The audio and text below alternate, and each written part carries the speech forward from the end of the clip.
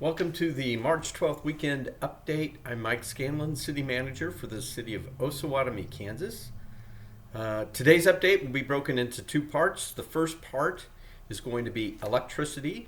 The second is the Flint Hills Trail. So let's start with electricity.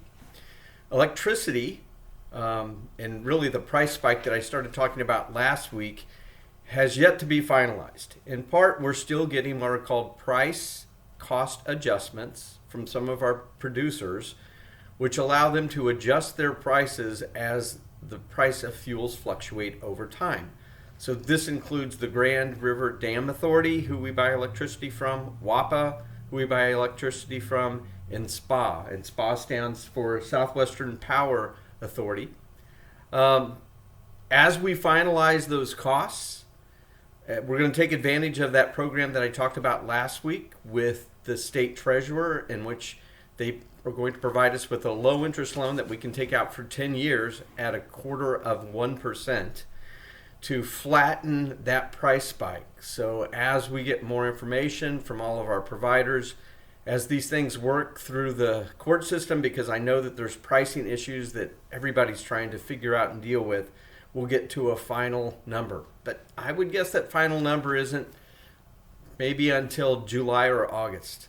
So we'll keep you updated on that. The second has to do with generation and the generators that we purchased in 2016, installed in 2017, and made operational. And I think there's a couple myths that I want to dispel tonight, and there's more that I'm going to talk about in the coming weeks. A lot of interest in the generators. The first myth is that we purchased these generators so that we could produce electricity, and in producing electricity, stabilize our bills. Well, those generators produce about 0.1% of our electricity. They are not intended nor meant to be the electric generation that we use primarily in our community. And there's a table that I'm going to show you here in a second, and you can look at it, that sort of depicts the last 10 years, how much power we generated, how much power we bought, how much power we sold, and you can look at that percent of the power that we generated as a proportion of the energy that we sold, and you'll see it's really, really small.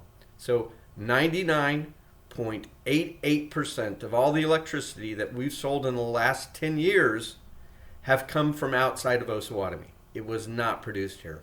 Myth 2, we have these generators so that we can make money. No. The principal reason we got these generators was the fear that we were losing one of our power producers, the Nearman plant, which was operated by the BPU, Board of Public Utilities, in Wyandotte County. And that if we couldn't replace that contract, these generators could fill some of that need. Well, what we found is there was other power that we could purchase on the market, and some of that has to do with the big expansion we saw in renewables, especially in Kansas, in wind energy that became available that a lot of us could take advantage of.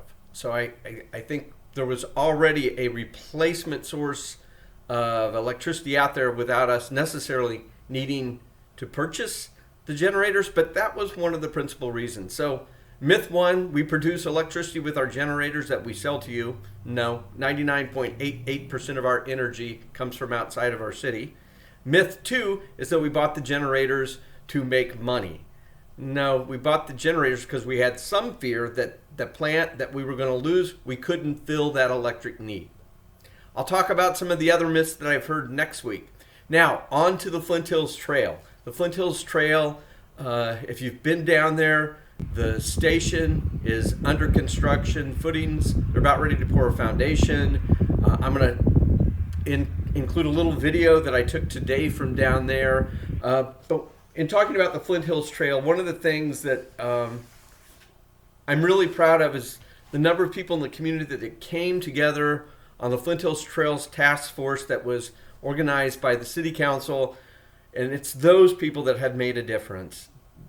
Those individuals helped raise more than $600,000 to make that final connection that came in to Osawatomie, and has allowed us to build a parking lot, to build the Doug Walker station, and the utility building that we're going to have down there at the trailhead. And just a shout out to those people: Jeff Dorsett, Mark Fuchs, George Pretz, Doug Walker, Jeff Wallman, Carrie Bradley, Carrie Burchett, Trent McGowan, Karen Ledoux, and a special thanks to Sam Moon, who's helped me, collect information as it whether it related to bids that we were working on or signs or whatever the topic was. She's been able to fill in for me when maybe I didn't have time to dedicate to it. So that's the group of people that have made the difference in getting that Flint Hills Trail made. So with that wraps up my weekend update for March 12th. Look forward to talking to you next Friday.